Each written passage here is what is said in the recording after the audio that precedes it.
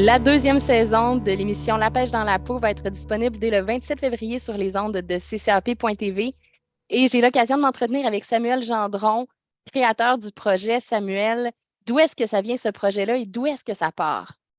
Ah, ça part à l'origine de la passion, de l'amour que j'ai pour la nature, pour la pêche et pour, je pense, l'amour de la communication. J'aime partager aussi. C'est un côté de moi que je me rends compte, c'est une force que j'ai ou un désir. Donc, ça part de là. L'amour de ce que je fais, le besoin de le valoriser et aussi, c'est sûr, on est en 2023, les activités comme la chasse, la pêche, il y a moins de gens qu'avant quand même qui vont le faire. Donc, je sens comme peut-être une petite mission là, de mettre de l'avant et valoriser là, ces habitudes, ces activités-là qui existent depuis toujours. Là. J'aimerais pas ça que ça se perde. Fait que, il y a de ça un peu aussi. Là. Dans l'émission, là, vous tournez partout au Québec, dans différents endroits. Et à chaque endroit, il y a des gens qui connaissent bien les endroits où vous pêchez. Dis-moi, quelle sorte de pêche que vous faites? Il y a différentes sortes de pêche qui sont abordées. Ah oui. Beaucoup de poissons, beaucoup de lieux au Québec et même en Ontario cette année. OK? Donc, chaque endroit a sa technique, son leurre et son poisson. Je peux donner quelques exemples. Exemple, nous avons tourné au lac Saint-Jean, une pêche à la Wananiche.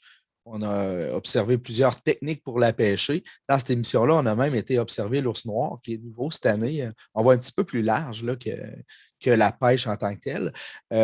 Il y a le bar rayé qu'on a pêché en Gaspésie avec d'autres techniques, sur le bord de l'eau aussi en bateau. En Ontario, un poisson gigantesque, le saumon coho, dans une rivière qui n'a presque pas d'eau, avec des poissons d'environ, je dirais, 25 à 30 livres du spécimen, avec une canne à pêche très, très longue et un fil très, très sensible. Donc, beaucoup de défis, beaucoup de défis pour amener le poisson. Écoute, l'achigan, on a pêché l'achigan sur le fleuve Saint-Laurent avec diverses techniques. On en a profité aussi pour parler des tournois qui sont très populaires de l'achigan au Québec, au Canada et aussi aux États-Unis. Chaque émission est toujours accompagnée de beaucoup d'informations parce que je travaille en partenariat avec le ministère Faune, Forêt et Parcs. Donc, j'ai toujours un biologiste qui va venir renforcer les informations au niveau de la biologie, les habitudes, les faits cocasses de certains animaux, de certains poissons. Donc, il y a de ça. Je peux t'en nommer plusieurs. On a une vingtaine là, d'émissions. Mais en fait, je me demandais pourquoi c'est important pour toi d'inclure un segment un peu plus instructif ou informatif que juste la pêche. Oui, bonne question. Il y a plusieurs raisons. Une des principales, c'est mon partenaire, Aubert Tremblay, qui est caméraman, monteur et co-réalisateur avec moi. C'est une personne qui a travaillé 30 ans à Radio-Canada à la Semaine verte. Donc, pour OK. lui, il y a une structure derrière chaque travaux qu'on effectue.